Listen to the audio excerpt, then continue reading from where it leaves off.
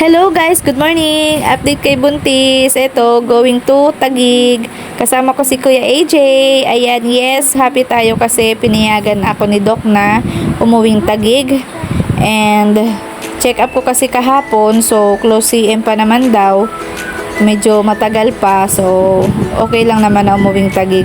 Nakakainip kasi sa dorm, no? Lalo na pag mag-isa ka. Lalo na buntis, masyadong emotional, kung ano-ano naiisip, di ba?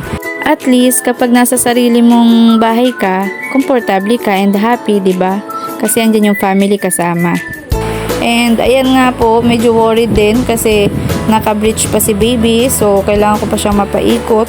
And may 2 weeks pa naman daw ako, sabi ni Doc.